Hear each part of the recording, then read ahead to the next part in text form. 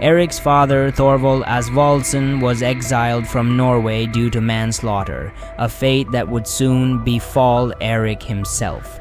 Erik's family settled in Iceland, a burgeoning Norse colony that was becoming a haven for those fleeing conflicts and legal trouble in Scandinavia. However, Icelandic society was not immune to internal strife. Erik, following in his father's footsteps, found himself embroiled in disputes and blood feuds. After killing 2 men in separate conflicts, Erik was declared an outlaw and exiled from Iceland for 3 years, around 982 CE. During his exile, Erik the Red embarked on one of the most significant voyages in Viking history.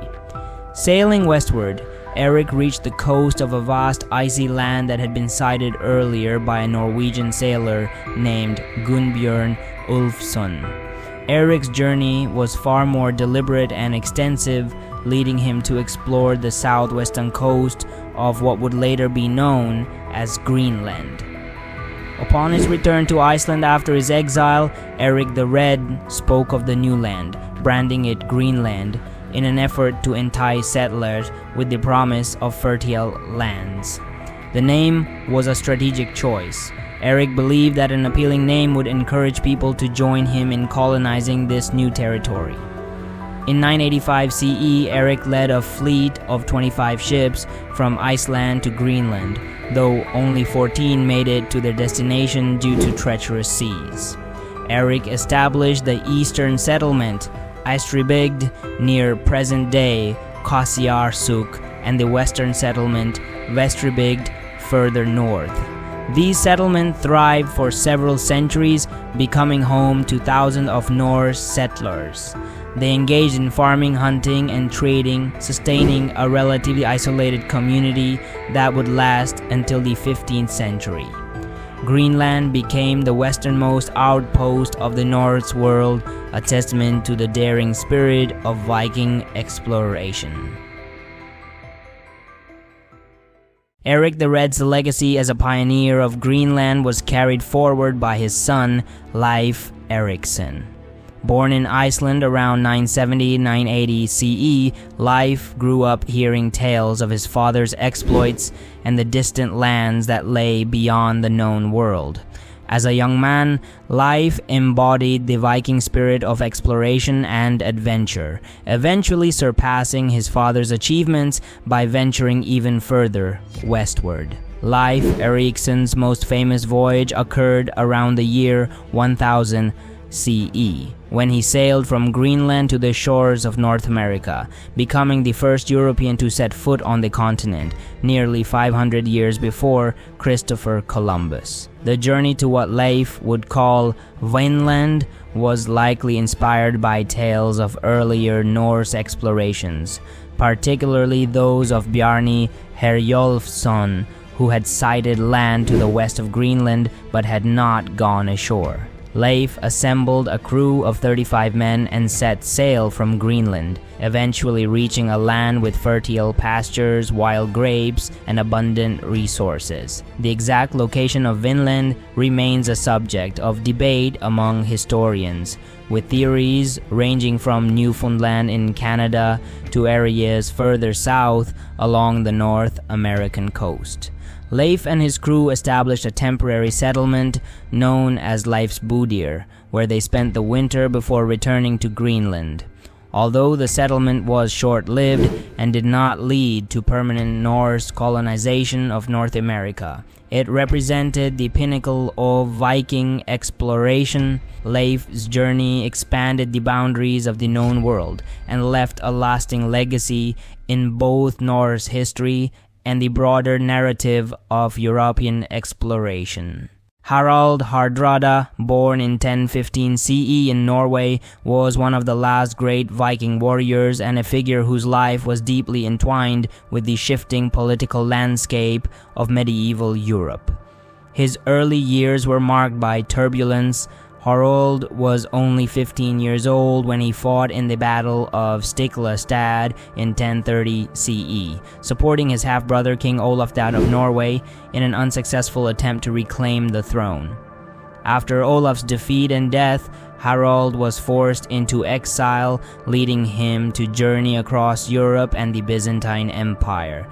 His exploits during this period were legendary. He served as a mercenary in the Varangian Guard, the elite unit of the Byzantine army, and amassed both wealth and a formidable reputation as a warrior. Harald returned to Norway in 1046 CE, where he co-ruled with his nephew Magnus the Good.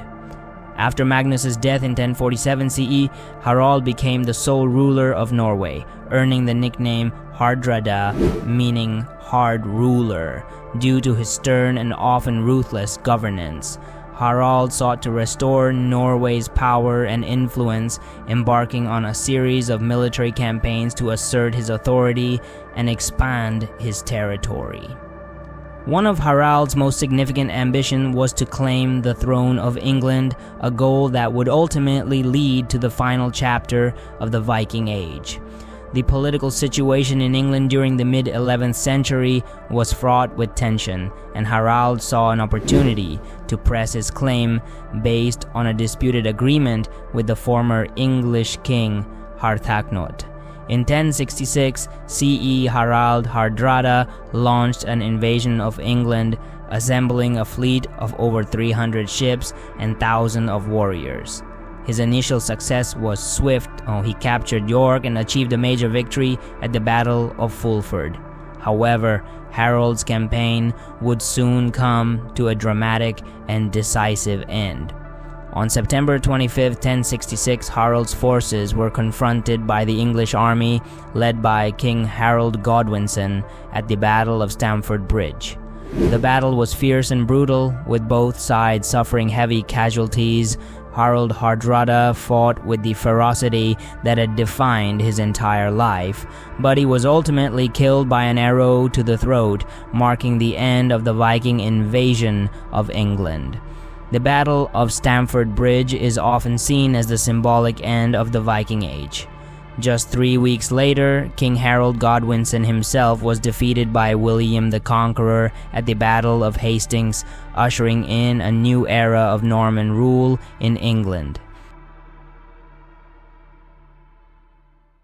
The deaths of Herald Hardrada and King Harold Godwinson in 1066 signal a major turning point in European history. The Viking Age, characterized by raids, exploration, and the establishment of Norse colonies, was drawing to a close. Several factors contributed to the decline of the Viking influence in Europe. One of the most significant factors was the consolidation of centralized kingdoms across Europe, particularly in England, France, and Scandinavia itself. The rise of powerful monarchies and the establishment of more organized and fortified societies made it increasingly difficult for Viking raids to achieve the same level of success as they had in previous centuries. Another crucial factor in the decline of the Viking Age was the Christianization of Scandinavia. By the late 10th and early 11th centuries, the process of converting the Norse peoples to Christianity was well underway.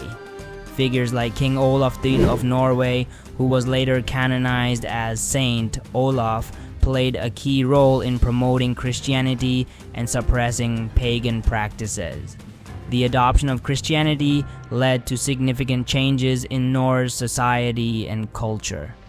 The warrior ethos that had driven the Viking Age was gradually replaced by the values of Christian kingship, which emphasized peace, justice, and the defense of the faith. As a result, the once dominant culture of raiding and exploration began to wane. Although the Viking Age came to an end in the 11th century, its legacy endured in many ways.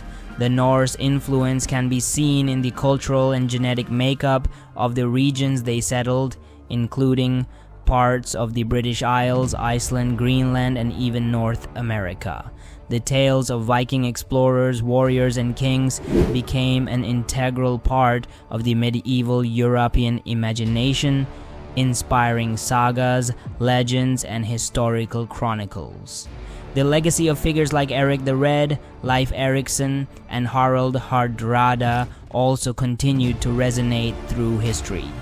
Erik the Red's colonization of Greenland established a lasting Norse presence in the North Atlantic, while Leif Erikson's voyage to North America foreshadowed the later European explorations of the New World. Herald Hardrada's life, marked by adventure and ambition, epitomized the spirit of the Viking Age, even as his death symbolized its conclusion.